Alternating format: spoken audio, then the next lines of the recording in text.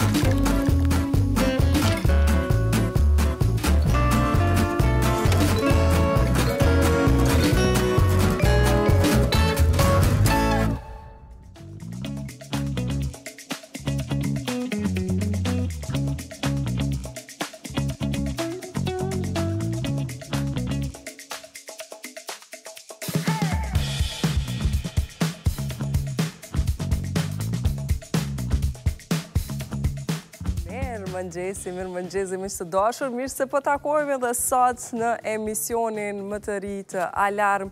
Edhe sot, si çdo ditë tjetër, do të kemi kronika, storje mjaft interesante, por edhe mysafir në studio. Fillimisht, po shkojmë me tituj kryesor se çka do të mund të na shoqëroj sot në edicionin më të ri të emisionit Alarm, do ta shohim tutje. Filloj me rubrikën, ma pas kam bo me hile këtë herë.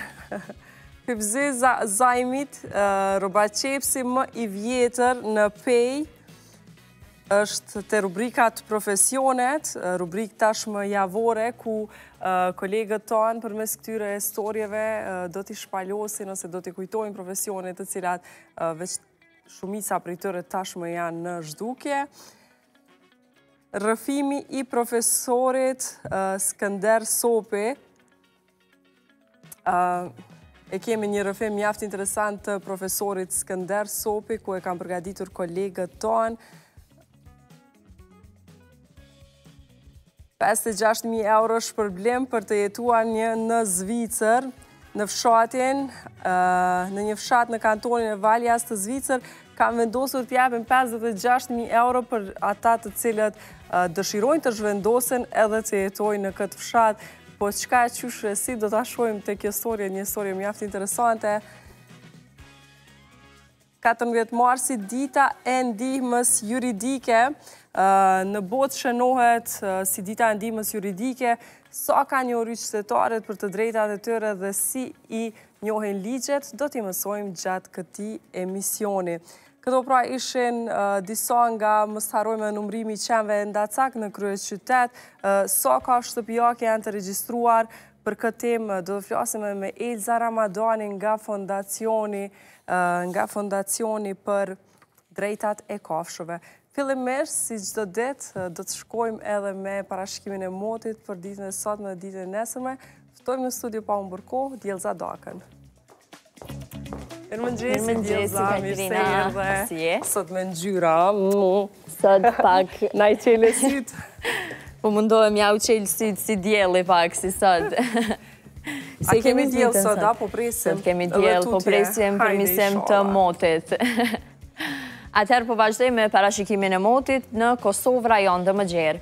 Në Kosovë sot do të kemi temperatura konstante dhe mot me diell, ku temperaturën minimale do e mbaj Ferizaj me 2 gradë Celsius, ndërsa jo maksimalja do të jetë në Prizren me 17 gradë Celsius. Edhe dita e nesër në Kosovë do të jetë përafërsisht me kushtet e njëjta atmosferike. Temperaturën minimale do e mbaj Peja me -2 gradë Celsius, ndërsa jo maksimalja do të jetë si gjithmonë në Prizren me 10 gradë Celsius. Edhe në Shqipëri do të kemi një temperaturë konstante dhe me mot të kthjellët. Temperaturën minimale do e mbaj Korça me 2 gradë Celsius, ndërsa jo maksimalja do të jetë si gjithmonë në Berat me 22 gradë Celsius. Edhe dita e nesërme do të jetë kryesisht me mot të kthjellët. Temperaturën minimale do e mbaj Korça e cila është me 2 gradë Celsius, ndërsa maksimalja do t'jetë në Berat me 17 gradë Celsius. E në Maqedoninë e Veriut do të mbizotroj mot me vranësira të herpasershme në zonat të caktuara. Temperaturën minimale do e mbaj Tetova me 3 gradë Celsius, ndërsa jo maksimalja do t'jetë në Shkup me 16 gradë Celsius. Edhe dita e nesërme në Maqedoninë e Veriut do t'jetë kryesisht me vranësira. Temperaturën minimale do e mbaj Tetova me 1 gradë Celsius, ndërsa jo maksimalja do t'jetë në Shkup me 11 gradë Celsius. Tani do të vazhdojmë pak te kontinenti i Evropës, ku me temperatura të ulta dhe rreshit të shiut ishte kështu kontinenti i Evropës. Temperatura minimale u shënua në Oslo me -1 gradë Celsius, ndërsa jo maksimalja u shënua në Athinë me 18 gradë Celsius. Edhe dita e nesërme në Evropë do t'jetë kryesisht me temperatura të ulta dhe rreshit të shiut dhe të borës, ndërsa pjesa tjetër do t'jetë kryesisht me mot të qëndrueshëm. Temperaturën minimale do e mbaj Oslo me -2 gradë Celsius, ndërsa jo maksimalja do shënohet përsëri në Athinë me 19 gradë Celsius. Kaltina, këto ishin parashikimet e modit në Kosovë rajon të Mëgjerë. Faleminderit shumë Djelza për këto informacione. shjemi përsëri nesër. Pas një ditë mbar. Miru pafshim. Miru pafshim. Në ndërkoni, por shvendosemi tek tituj kryesor të gazetave online. Sigurisht do të fillojmë me atvlive.tv, cilat janë lajmet kryesore, të cilat për momentin janë. Atëherë, Waller flet për planin evropian të me vetë menaxhim u zëvendësua me fjalën vetë qeverisje. Një lajm tjetër me rëndësi, takimi Vučić me Lajçak, formimi i asociacionit para kusht për normalizimin e marrëdhënieve.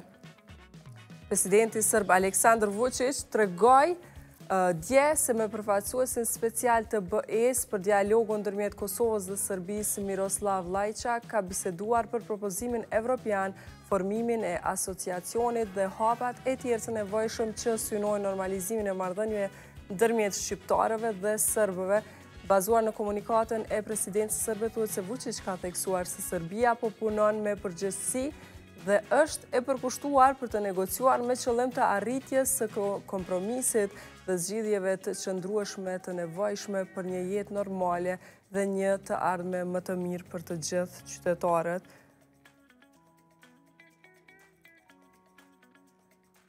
Ndërkohë, SHSKUK, pandemia e COVID-19 ka testuar qëndrueshmërinë e sistemeve shëndetësore.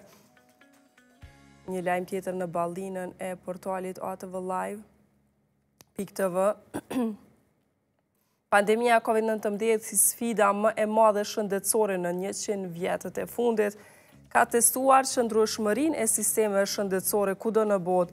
3 vjet më parë, shërbimi spitalor dhe klinik universitar i Kosovës ishte mobilizuar duke vënë në gatishmëri gjithë stafin shëndetësor për të përballur me rastet e para të diagnostikuara me COVID-19, thuhet në këtë komunikat. E nuk e ka testu COVID-19, tash 3 vite kanë kalu qysh nga hyrja në karantinë, po besoj që veç po ju kujtohet. Borrell këtë javë në Tiranë dhe Shkup do të ketë një vizitë, ndërkohë kemi edhe 2 lajme mjaft tronditëse. 24 vjeçaria gjendet pa shenja jete në banesën e saj në Mitrovic, ndërkohë një lajm të njëjtë kemi pasur edhe për një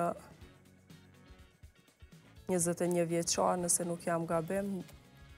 Shkojmë edhe te Top Channel, çfarë po është duke ndodhur në Shqipëri. Jetonte, më falni se gripat sezonale, jetonte me ushqim në listë gruaja që u vra gabimisht punonte për të rritur mbesën. Një ngjarje e cila ka tronditur në Shqipëri ditë më parë, denonson komshiun dhunues prej 1 viti e gjysmë së rollatet mes policisë e prokurorisë. Atëherë miq të dashur, këto ishin disa nga titujt kryesor që I kemi në portalet kryesore në atvlive.tv. Ndërkohë pa humbur kohë, e ftojmë edhe kolegon ton, Lorik Gërbeshin, për t'i ndarë më të reja të fundit nga sporti. Mirëmëngjesi, Lorik, mirë se erdhe. Qysh je sot? Mirë, gëgja mirë. Shumë mirë me A ke pushu, bravo. Ti? A ke faloje proma joa? Keni barazu, pra Milano barazoj. Po ti më the fiton, më thash hajse. Edhe unë prita që po fiton. Po fiton Milano, thash ta. Edhe unë prita që po fiton Milano, pse Salernitana nuk është ekip që mundet me arrit diçka thema shto, po nuk e prita që veç ka me barazu kundër Milanos. Edhe pse me që të barazime rezikojnë shumë zonën në Champions. Pro me pam ku jena, Mungesat shumë ta, edhe pse janë të uri këthy lojtarët nga lëndimet e Milano, po prap nuk ku është thelbi problemit ato të këtu barazimet e lëshimi pikve bejtet mu po edhe me reflektu trajneri.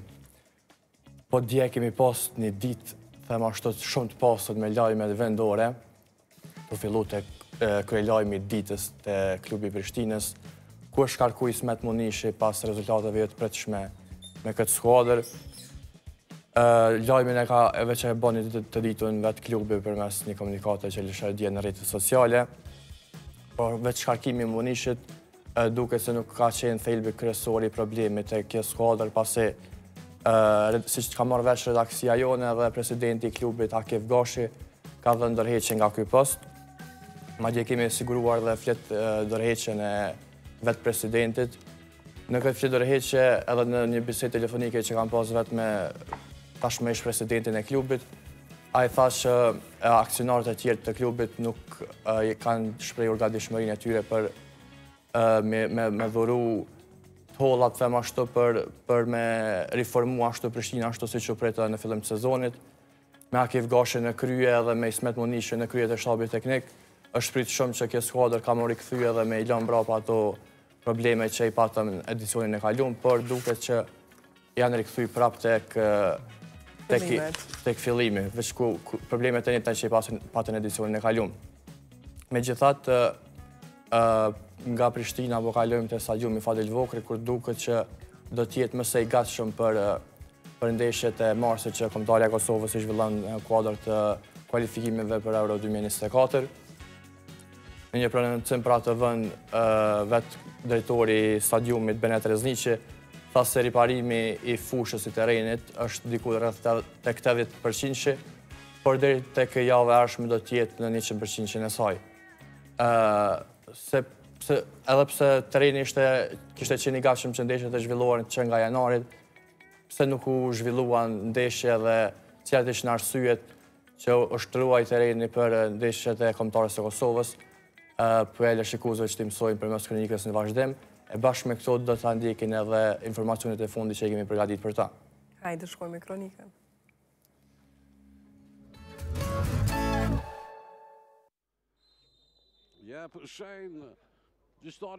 Ismet Munishi edhe zyrtarisht është shkarkuar nga posti I trajnerit të Prishtinës.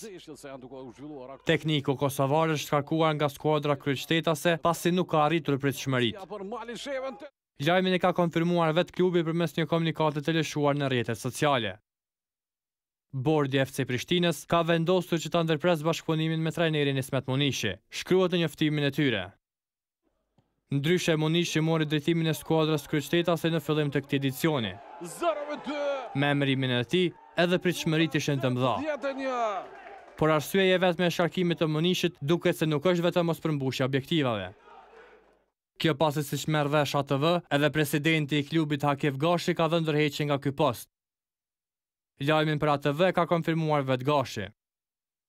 ATV gjithashtu ka siguruar flet ndërheqjen e Gashit nga ky post. Kundër tjera thuhet se një nga arsyet e largimit të tij si president I klubit ishte mosdakordimi dhe mosgatishmëria e disa aksionarëve që të arrin kompromis për reformimin e klubit. Ndryshe Akif Gashi ishte emëruar në krye të klubit të Prishtinës para fillimit të këtij edicioni, derisa me të në krye, synimi ishte reformimi dhe rikthimi I Prishtinës në majat e futbollit kosovar. por për shkak të mos akordimit të tij me aksionarë të tjerë, kanë ardhur deri tek marrja e këtij vendimi, duke e lënë vakant pozitën e presidentit të klubit të Prishtinës. Se nuk e pati të vështirë që të shënonte.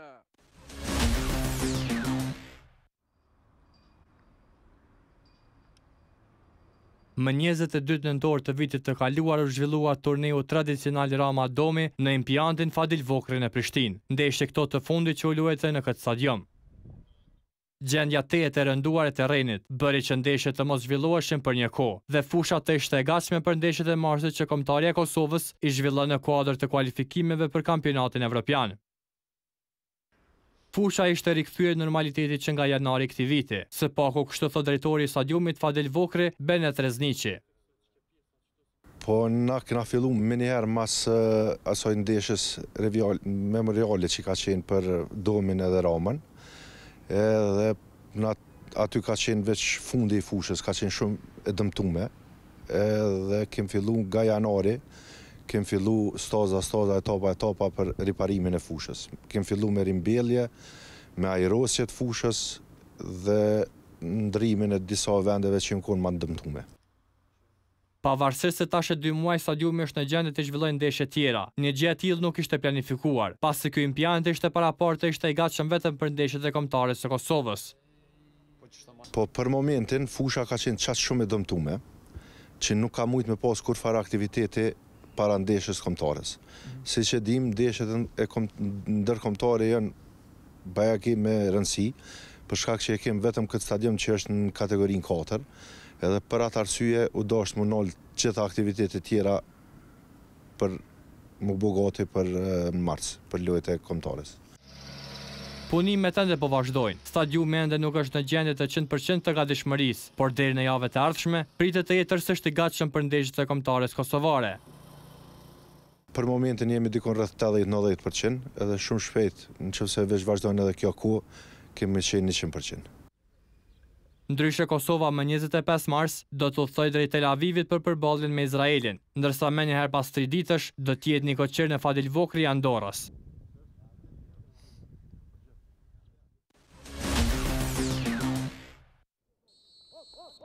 Fillon këto me të parët me topin luajnë lojtarë. Federata e Futbollit të Kosovës dhe sponsori Superligës Albi Mall vazhdojnë ndarjen e çmimit të yllijavës. Komisioni vendosi unanimisht që çmimi i yllijavës për xhiron e 25 t'i takoj portierit të Ferizaj, Marko Jovanovski, i cili pati paraqitje të shkëlqyeshme në ndeshjen kundër Trepçës 89, duke qenë më i merituari që Ferizaj arriti të argëtoj pikët e plota në Rizalushta. Jovanovski u shpreh i lumtur që u vlerësua me çmimin, derisa u dedikoi të gjithë skuadrës.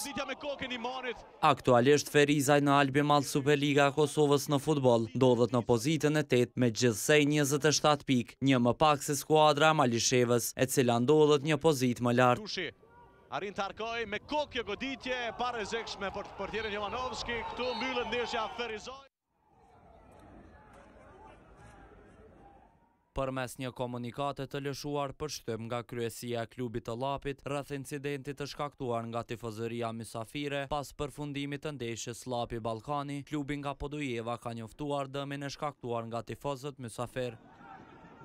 Dëmi shkaktuar sipas ekspertëve të dëmit kalon vlerën e 10.000 eurove. Shpresojmë që FFK të na mbështesë dhe ne të intervenojmë menjëherë me rregullimin e ulceve, sepse për ne si klub është e pamundshme ta shohim ashtu arenën Zahir Pajaziti. Shkruhet ndër të tjerash në komunikatën e klubit. Kujtojmë se mbi të arrestuarit rëndon akuza, pjesëmarrje në turm që kryen vepër penale për huliganizëm dhe asgjësim apo dëmtim i pasurisë. Ndryshe Llapi arriti fitore 8 të rëndësishme kundër Ballkanit këtë fundjavë.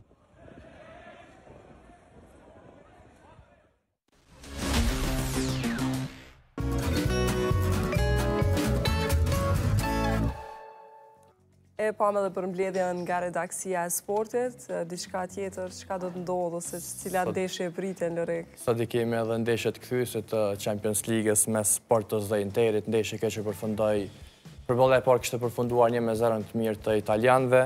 E gjithashtu e kemi edhe Manchester City me Leipzigun, ndeshja e parë e cila kishte përfunduar 1-1. Do të thonë gjithçka është e hapur ende mes këtyre dy përballjeve.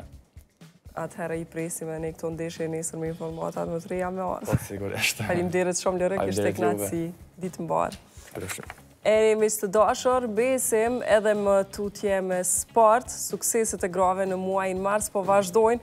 Garuesja Brunilda Gjura është nderuar me çmimin helmeta e orë nga Federata e Autosportit të Kosovës. Brunildën e kemi sot në studio. Hajde Brunilda, mirëmëngjesi. Mirëmëngjesi.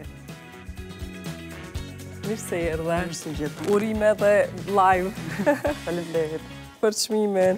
Faleminderit. Mirë se erdhe njëherë. Shumë çmime, pjesëmarrësen shumë gara, po ndërkohë edhe një nane përkushtuar, apo në ebret qetën?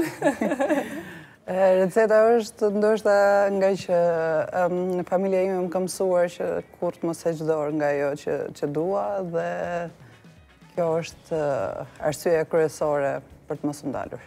Ndërkohë, si e prite çmimin helmeta artë, cilat ishin emocionet që të shoqëruan në atë datë që veç u dekorove me atë çmim? Çmimin helmeta artë e kam fituar para një viti. Në fakt, unë nuk e kam ditur fare që ekziston ai çmim, sepse unë kur kam garuar, nuk kam garuar për çmime, por kam garuar për kauza. Dhe ndoshta kjo e bën sa madhështor, aq edhe të ndihem modeste për ato që e kam fituar. Para një viti, kur kam kaluar nga klubi Eurogoma në klubin Prishtina Racing Team, kur i kam treguar për rezultatet, kryetari i klubit ka thënë, wow, ti ke fituar çmimin helmeta artë. Por çfarë është kjo? Tha duke qenë që 3 vite në sezonin 2019-2020-2021, je kampione në kategori, atëherë automatikisht fiton çmimin helmeta e artë. Është edhe çmimi është në pjesën mbrapa jush. A këto e kemi çmimin? O, ja, është pak i rëndë. A muna vetë me sjell atje? Po, patjetër.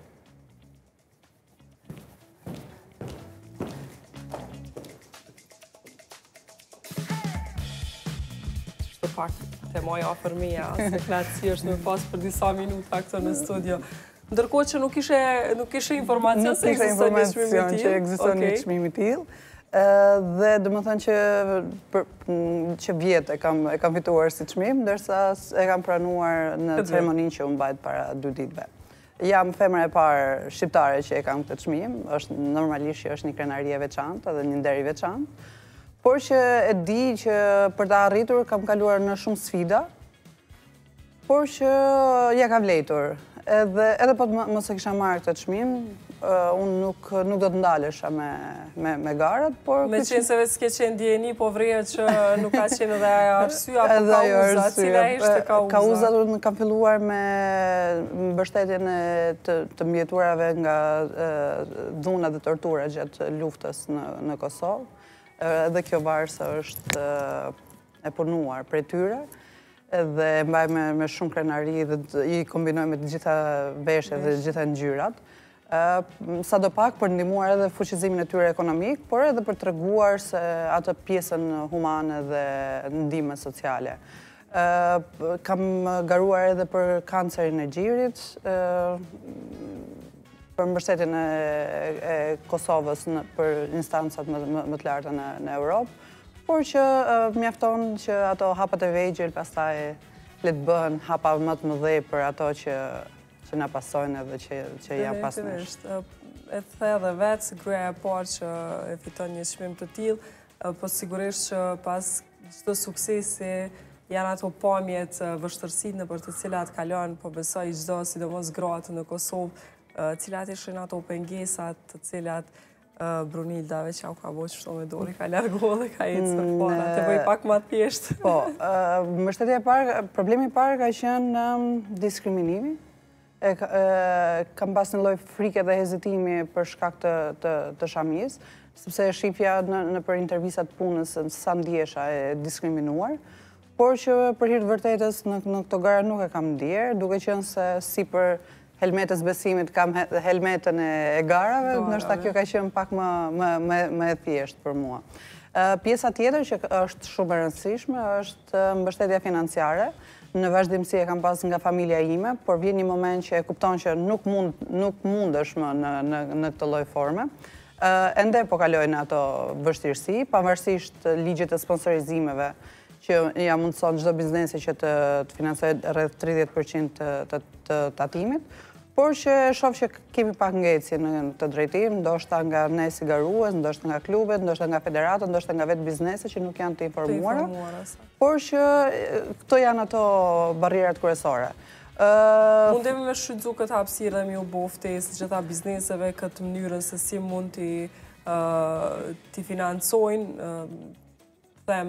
ka aspekti i sportit garuesit të ndryshëm me atë 30%. Po, është ligji sponsorizimit që e mundëson në 30% të tatimit të mbështeten aktivitetet sportive ose sportistë veçantë. Duke qenë se ne kemi qenë mbi 30 garuese femra, tani jemi në numër shumë të vogël, thjesht për këtë arsye. Sepse unë kam thënë, edhe garuesja me rezultatet më dobta, nëse mund të shprehem kështu, nëse do të kishte pasur mbështetje, sepse ajo e kanë nxjerrë në pa dëshirën dhe talentin për të marrë me këtë sport, por duke mos pasur mbështetje, normalisht që vjen një moment që thua deri këtu munda, tani nuk mundem më. Unë duke qenë se vjetë e kam marrë çmimin, e kam pranuar si çmim, këtë vit, në më thënë gjatë sezonit 2022 nuk kam qenë shumë aktive, por në 2 garat e fundit kam qenë bombastike, mund të them. Pavarësisht se kam pasur një makinë shumë të thjeshtë me të cilën unë vozis çdo ditë në qytet. Lem për të cekur që në Kosovë janë disa disiplina të garave, unë marr pjesë në disiplinën slalom, duke qenë se është më thjeshta për të marrë pjesë për shkak të anës financiare. Duke qenë që me një makinë të tillë kam arritur këto rezultate, unë jam e bindur që me një makinë më të mirë do të mund të garojnë edhe në arenën ndërkombëtare do të kisha dalë jashtëzakonisht shumë mirë. Kam shpresuar që për këtë vit kem një makinë për gara malore, por që deri tani nuk është arritur. Besojmë që të ta kesh shumë shpejt. Faleminderit. Ky sezon fillon nga 29 prilli 2023, fillon me garën e parë në Gjilan. Është shtuar edhe një disiplinë re në kalendarin e garave në Kosovë. Është fantastike. Domethënë në krahasim me Shqipërinë dhe me Maqedoninë e Veriut ne jemi shumë përpara. Vërtet? Absolutisht. Sidomos me Shqipërinë jemi jashtëzakonisht shumë më mirë. Mungon infrastruktura, ndryshe nga Shqipëria që përgatitet autoparku atje, por që garues ka shumë më shumë në Kosovë dhe interesim ka shumë më të madh në Kosovë. Shpresojmë që numri i femrave që merren me autosport të rritet, por në të njëjtën kohë edhe mundësitë edhe kushtet të përmirësohen. Thatë që ishit bombastike në 2 paraqitjet e fundit, në 2 garat e fundit, sa ndjehet e rrezikuar Brunilda ose si e peshon adrenalinën, dëshirën për të garuar edhe nëse më lejohet mes jetës edhe adrenalinës?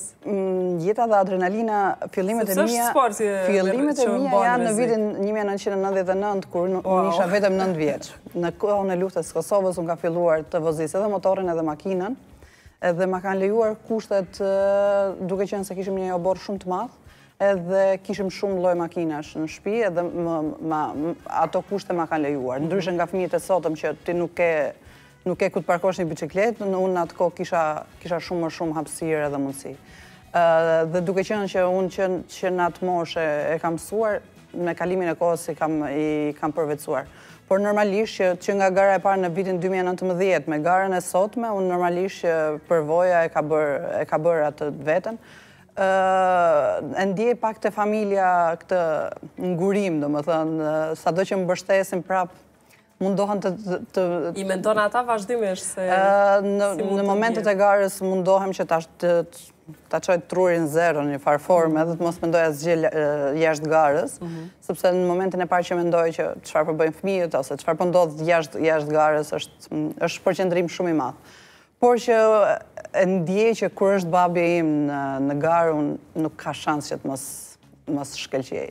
Është ke lidhja e vajzës me babaj? Jashtëzakonisht sepse është personi që beson më shumë dhe është gjithë një i pari që e marrë telefonatën, si për mirë, si për keq. edhe normalisht që është mbështetje shumë e madhe. Dhe më thënë, në momentin e parë që i qoj babit mesazh që, ja dola, e di gëzimin e ti edhe se sa e përjeton. Por që normalisht ka vështirësit... Ke përjetuar ndo një moment të vështirë gjatë garave, ose që e ke pas ndo një aksident e më pak më të rëndësej? Aksident, jo, shqyrëzote deri tani. Por një moment ka qenë që gjatë pauzës fëmijët nuk po më përgjigjeshin në telefon, nuk doja të krijoja panik dhe ishte një gjendje shumë, më bëri shumë konfuze, por që ja dole prapë. Por që nga e moment e kam stopuar komunikimin me telefon gjatë kohës gare, sepse di se çdo moment mund... Noa natë edhe në vend punës e gjatë orarit. Kudo, edhe në punë kur jam ose kur jam në ligjërata, e di që telefonin është gjëja e parë, domethënë, në pauzë që do shoh edhe mos ka ardhur një mesazh për fëmijëve. Por që këto janë më shumë gjëra hobi, edhe kur është hobi ajo përzihen gjitha nga pak edhe mundohet ta kalosh. Ja mund më shumë dëshira, dashuria për ato që bën, sigurisht që është shumë e rëndësishme ndjek ëndrat edhe ato që qysh fëmijë tregove edhe vetë. Kur kam filluar të merr me garë, kam bërë nga ajo sepse ditë ta bëj shumë mirë dhe pse mos e bëj, domethënë. As nuk e kam ditë si funksionojnë këto gara. Por kam marrë pjesë, pastaj e kam parë që mund t'ja dalë unë këtu, pavarësisht kushteve. Më është dashur ndonjëherë të garoj edhe me xhipa, kur gjithë makinat janë të vogla.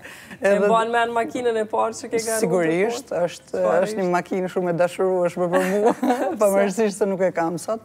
Është BMW 330 e 92, ishte shumë e madhe për këtë lloj disipline, por që e kisha në shtëpi, ato e kisha me ato garova. Edhe është kupa e parë ajo.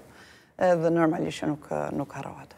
Se kupa e parë sa trofe numëron deri sa të Brunit? 29. 29, mashallah. Po, ndonjëra që e ki kështu ma për qef edhe e tregon me krenari. Kjo është që të arë surprizë pas një viti. Po. Është ëndër e çdo garuesi. Pastaj e kuptova, domethënë që ishte ëndër e çdo garuesi, sepse është vështirë për t'u arritur. Normalisht që disiplina në cilën unë marr pjesë është pak më e lehtë, për hir të vërtetës, domethënë. Por që është ëndër e çdo garuesi që merret me këtë sport, e ka ëndër sepse duhet 3 vite të japësh maksimumin tënd për ta arritur. Dhe kjo normalisht që unë e kam arritur pa e ditur edhe është sa sfiduese aq e shijon edhe më shumë më duket. Sa e bart këtë pjesën e garave në jetë përditshme, them një lloj defekt profesioni. Mu ndodh personalisht nga një herë flas në shoqëri më shumë se që duhet, thon falni se defekt profesioni ose bëj pyetje sikur se jam në intervistë me shoqet e mia. Sa te kalon shpejtësinë? Mundohem të jap maksimumin për mos të kaluar shpejtësinë, duke qenë se në moshë shumë të re jam bërë nën, edhe që në momentin që jam bërë nën e kam lënë motorin paktën. Edhe prej kur kam lënë motorin e kam ndaluar pak edhe shpejtësinë. Por që nganjëherë e shkeli për hir të vërtetës, por mundohem maksimum që të zbatoj rregullat së pari për vete, pastaj për ato që më presin në shtëpi, pastaj për ato të cilët ndjejnë keqardhje dhe dashuri ndaj meje, dhe normalisht për pjesën tjetër që është komunikacion që mund të shkaktosh dëmet parikuperueshme siç është jeta. Jo vetëm vetes, por edhe sigurisht gjithë pjesë. Siguria rrugore është çdo ditë edhe më e rrezikshme dhe të paktën nëse nuk mund ndikojmë për mirë, të paktën për keq mos ndikojmë. Sigurisht, faleminderit që jape këtë mesazh, po besoj na i gjobe ki diçka sa i përket kësaj. I kam vitin e fundit. A jetu e marr helmetën me vete kur doli policia mi tregu çfarë problemi? Nuk është puna e policisë, deri tani nuk kam hasur ndonjë problem, domethënë në atë kuptimin e komunikimit mes si qytetare me institucionin. Por që e para është të ruaj jetën time, pastaj është ajo gjoba që mund të vijë nga policia, sepse ato gjobat janë bërë për të marrë në një farë forme. Edhe ligjet për të shkelur, por sa më pak të shkelen aq më mirë është. Dhe normalisht, nëse tabela është 20 dhe unë jam 60, unë po rrezikoj veten time dhe të gjithë pjesëmarrësit në komunikacion dhe e fundit është policia dhe gjoba që mund të vijë. Më ka ndodhur që t'jem ndonjëherë shpejt, por që jam munduar që sa më pak t'i kaloj limitet e lejuara. E ke këtë sigurin me qenë se zonat ku veç garon, po besoj kushtet nuk janë ashtë të mira aty në ato rrugë ku garon Brunilda dhe në rrugët nga njëherë që ndoshta deri në Shqipëri shkojnë edhe po besoj shumica njerëzve që në vetur thojnë le të vozit Brunilda edhe na që më shpejt edhe kohë. Është një smundje profesioni që unë nuk mund pranoj shofer. Domethënë nuk mund pranoj dikën që të vozisë. Edhe kjo është një ndër arsye që shumë rrallë e përdor autobusin ose udhëtimet me vllajën ose me babin që vozisin ato. Dhe pjesë më të madhe janë vetë vozitse, kështu që mundohem ti janë në shkollë se një farë forme më shkojnë nerva, është ajo shprehje. Nuk thjesht vetë nuk mund ta pranoj të kem dikon që të vozit. Që të vozit. Po ndërkohë fëmijët komentet të cilat i merr ose Mam nuk je ngara këto. Mam nuk je ngara këto. Po mendon që ka trashëgu ndonjëri ose ndonjëra së Unë i kam 3 vajza. 3 vajza, mashallah. Faleminderit. E vogla besoj që do t'jetë... As që ka në këto të vogla problematike. Shumë e gjendshme se sa unë. Sepse e shoh që ka interes për gjë. Dhe unë kur kam filluar, kam filluar nga interesimi për makinat, për si funksionojnë, si rregullohet goma, si rregullohet drita, si bëhet kjo, si bëhet ajo. Dhe e shoh që ajo e ka interesin. Ndërsa të mëdhajat janë në atë moshën që po shkojnë rreth adoleshencës edhe kanë tjera obligime dhe tjera mendime, sigurisht. E tregove më herët raportin me babain tënd edhe po besoj që me qenë se t'ka përcjellë po flasim për një moshë shumë të vogël që ke shprehë interesim për motorin, për veturën.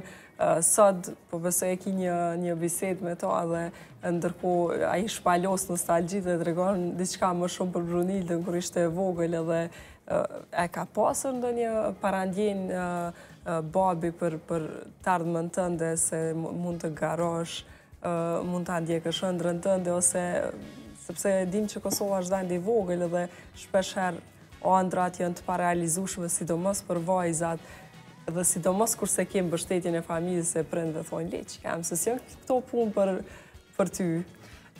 Sado që babi më mbështet, prap kur i them që do marr pjesë nga thotë, po e ke kry, prap vendin e parë. Boll ke marr, boll ke marr, ku ti çojmë. Por ne si familje merrem me këtë sport, axha im që është në Itali merret me drift edhe me gara malore dhe kështu që i dim pak a shumë rreziqet, shpenzimet. A kemi pasur ndonjë përjetim familje me ndonjë aksident? Jo, aksident shqyr zotet jo, por që gara që merr pjesë xhaxha im atje janë shumë të shtrenjta. Dhe baba im është i vetëdijshëm që unë vetëm sa kam filluar dhe nuk kam të ndalur dhe kjo është ajo që pak a shumë mundohen të më ndalojnë ose të më thonë që boll deri këtu, më është e mjaftueshme për ty, jenë ke edhe obligime tjera. Por që se kanë frikë që do të kërkosh më shumë adrenalinë dhe terrene më të rrezikshme. Absolutisht. Është e pashmangshme. Vetëm janë mundësitë pasaj që të ndalin dhe prioritetet që i vendos në jetë. Por që atë di që unë nuk marr pjesë në garë, unë atë ditë rri gjithë ditën duke ndjek rezultatet e tjerëve. Kështu që më mirë shkoj marr pjesë aty dhe di që nuk kam nevojë me përcjell për shtëpisë dhe me përjetuar stresin. A duhet ndonjë para përgatitje para garave? Për disiplinën slalom që janë këto, që është disiplinë më shumë taktike, garueset tjera kanë marrin pjesë në për trajnime paraprake, unë nuk kam marrë pjesë asnjë. Nuk ka nevojë. Jo, ka qenë problemi që unë nuk kam pas një makinë timen. Edhe ti kur nuk ke një makinë tënde, është shumë e vështirë pastaj se deri në moment fundit ti nuk e di nëse do të marrësh pjesë apo jo, edhe se në çfarë kategorie do hysh, por që gjithnjëja kam dalë, domethënë. Saqë edhe në një farë forme kanë krijuar një lloj mosbesimi ndaj fjalës time, se u them nuk do të vi, edhe vetëm kur më shohin në pistë ato shoqet garuese tjera. Dhe ndoshta kjo mashton atë adrenalinën më shumë edhe me dhënë maksimumin në momentin e parë që shkoj aty. Është shumë e rëndësishme që ta kesh një rreth që ty të beson, edhe që ti njeh aftësitë e tua, edhe që të shtym përpara. Unë në rrethin tim kam pas disa miq, të cilët që prej 4 vitesh më thonin për këtë makinë që kam marrë pjesë më së fundmi, më thoshin merr pjesë sepse është makinë shumë e mirë dhe ti e vozisë shumë e mirë. Thosha, jo, nuk më duket e përshtatshme. Dhe kur kam marrë pjesë, më thoshin, shikon që ke 4 vite i ke humbur kohë duke menduar për makinë tjetër, kur e ke pasur në shtëpi. Por që duhen këto njerëz në vazhdimsi, domethënë, edhe jo vetëm në gara, por në vazhdimsi një të duhen njerëz që shtym përpara. Dhe të gjitha peripetësit janë shumë më të thjeshta dhe i kalon shumë në mënyrë më të mirë të mundshme. Edhe ndihem shumë krenare që në rrethin tim kam njerëz që më motivojnë, kam njerëz që më shtym përpara. Ka njerëz që sado që nuk kam besuar që unë sot mund ta kisha helmetën e artë ose mund të arrija majat. Në këtë disiplinë deri tani kam arritur majat, pastaj disiplina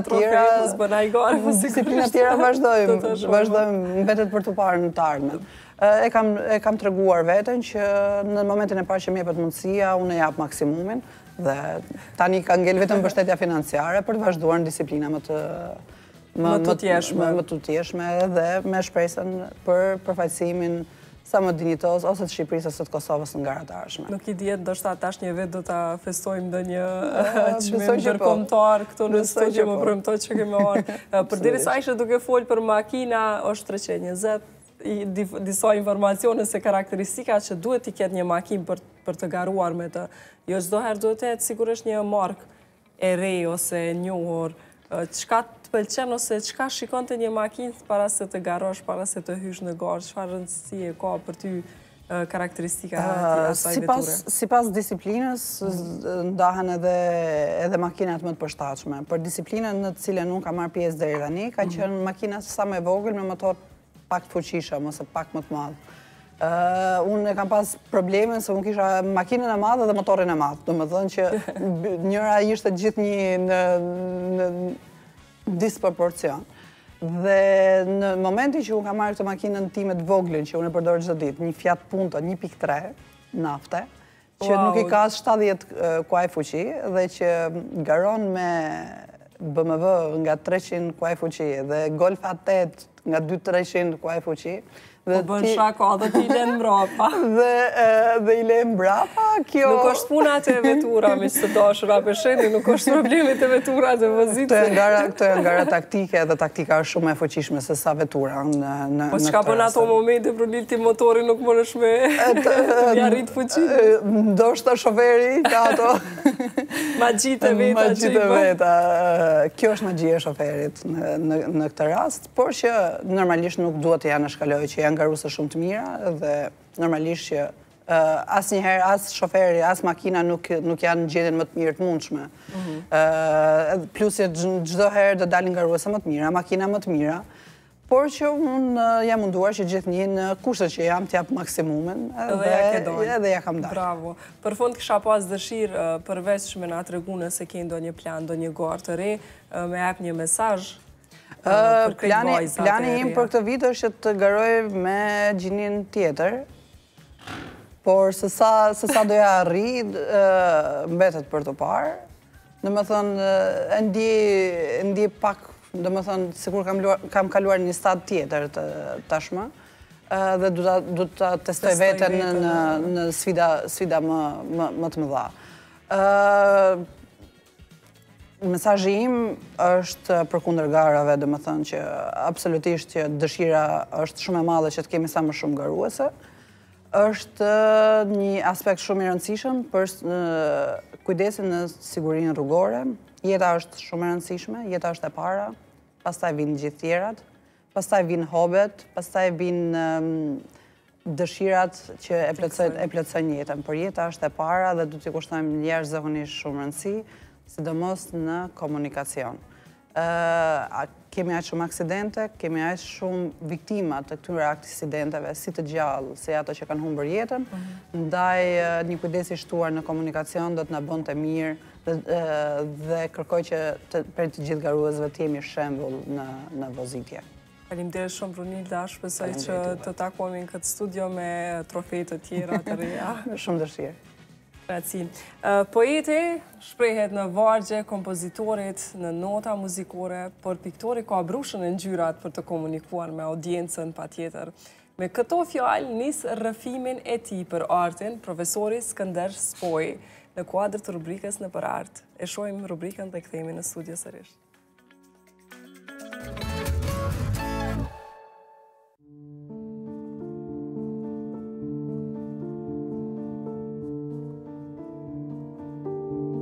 Shkrimtari shprehet përmes shkrimit, kompozitori i ka notat, ne i kemi brushën ngjyrat. Kjo është mjet komunikimi. Unë jam Skënder Sopi, thjesht i lindur në Prishtinë, ka herë punoj punëtor i arsimit në gjimnazin e Qrençavej, në karrierë të vujshme, me plot sfida edhe në që kemi përjetu ne si punëtor të arsimit, e këtë mas miri artisti e ndin shpirt. Pas luftës, është dash me a fillu prej asë.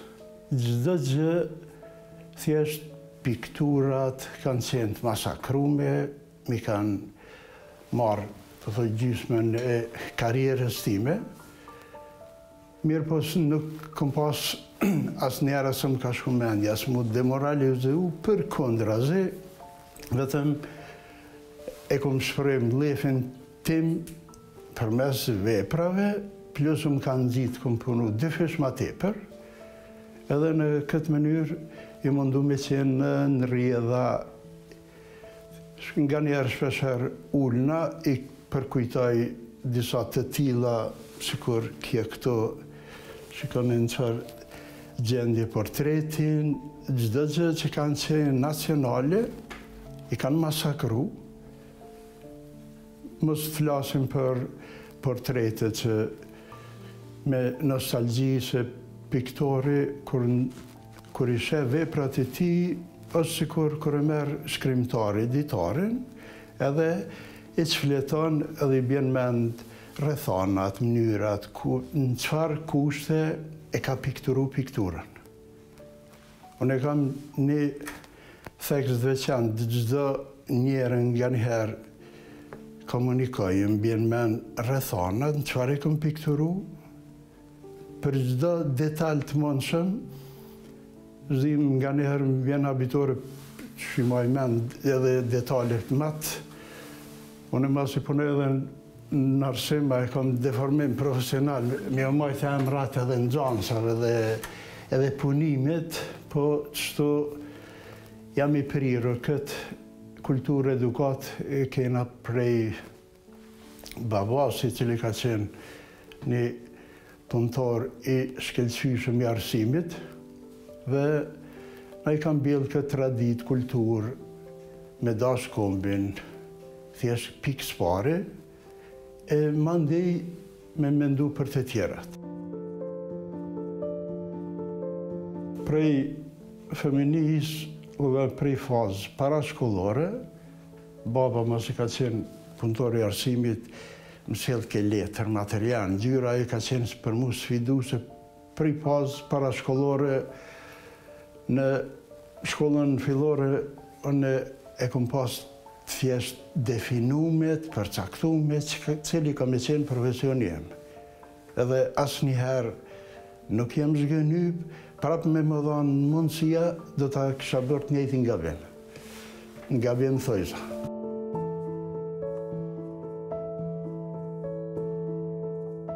Këtë sferë jam mundu pikturat e mija me qenë në trend me kohën, plus jam mundu me rujtë edhe traditën, dhe përjetimet prej feminis, ju thash gjysmën, e punimeve mjeresh nuk i kam, llogaritme edhe ato që kanë qenë me albume të fotografuara, edhe ato ose i kanë çky, ose i kanë djeg. I kom gjetë në përëbord një atmosferë rëndësishme, edhe se cila piktur ndërlidhet me situatën, aktualitetin, kushtet, rrethanat në çfarë jemi ne.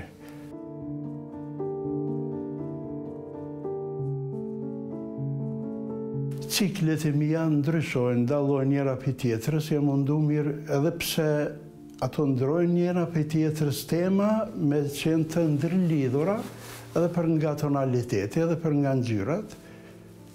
E mundona me qenë sa thjesht ma relaksus, përkundër çka kemi përjetu, thjesht me relaksu vetë vetën edhe shikusin mirë, po shikusin nuk shkaj nga ajo sferë që t'ja kompletoj krejt të dhanat, po le ta lodh kokën edhe ai, se cili e lexon pikturën në mënyrën e vetë.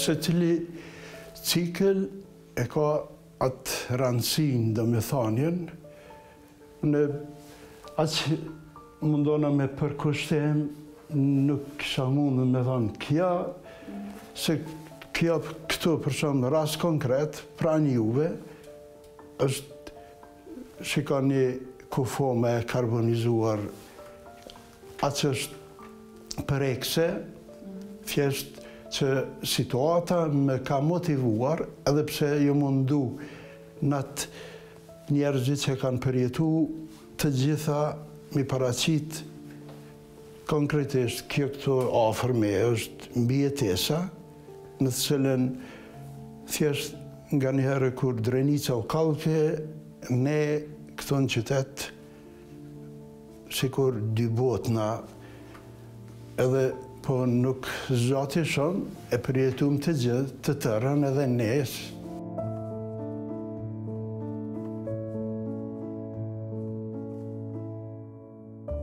Unë ju mundu edhe pranë familjes, më kujdes edhe për pasardhësit tanë, që së bashku me gruan që e kam krahun e djathtë. Pa te, që gjithmonë është ajo fjala e urtë, pas një burrit të suksesshëm, që ndron një gru shumë e suksesshme. E kam plan këtë për 65 vjetorin, një ekspozit retrospektive, kur tërat rrugtimin tem gjatë karierës, që ardash thjesht të më njohin edhe më mirë.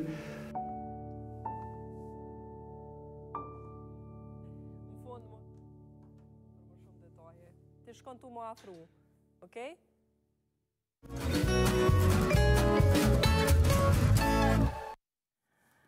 Shumë kush në botë mund të ketë ëndër të jetoj në Zvicër, por është një fshat atje që me shpejtësi po braktiset. Udhëhecësit e komunës kanë ofruar një shpërblim për ata qytetarë që vendosin të jetojnë në fshatin Albinen. Ndjekim kronikën në vazhdim për të mësuar më shumë detaje.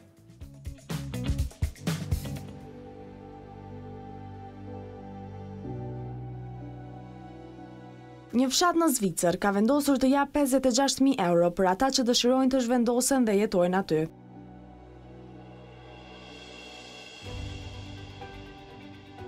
Albinen, i cili ndodhet në kantonin Valais të Zvicrës, ka një pamje mahnitse në një lugin malore.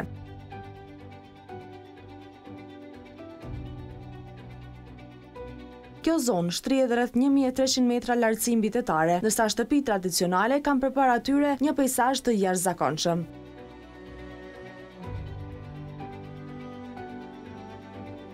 Viteve të fundit, ky fshat i vogël po rrezikon të mbes pa banor, pasi vendasit po braktisin me shpejtësi zonën piktoreske rurale për qytetet e tjera të mëdha përreth.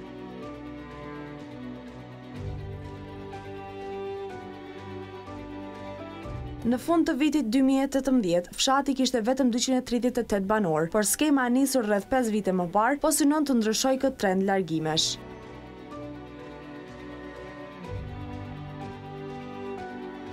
Edhe pse fshati ndodhet vetëm 6.8 km nga qyteti i Leu Kërbatit dhe vetëm 35 minuta me makinë nga Sioni, mungesa e punës i ka bërë banorët që të largohen.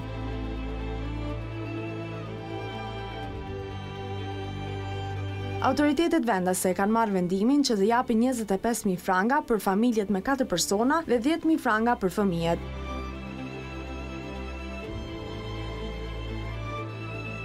Megjithatë, kjo ofertë e tunduese ka edhe disa kërkesa, të cilat duhet të përmbushen me patjetër. Së pari, banorët që synojnë të vendosen për të rejtuar aty, duhet të jenë nën moshën 45 vjeçare.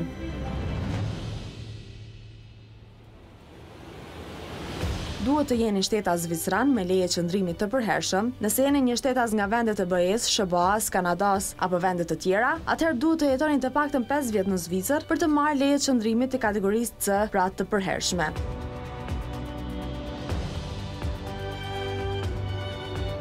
Më pas, kërkohet që të jetoni në një shtëpi me vlerë 200.000 franga zvicrane, të paktën për 10 vjet në Albinën.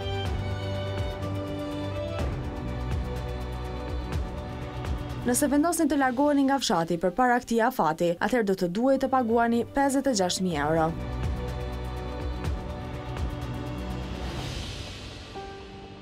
Kreu i bashkësisë Beat Jostin ka thënë se Albinën karakterizohet nga qetësia, pamje spektakolare, cilësia e arit dhe shumë orë me diell gjatë gjithë vitit.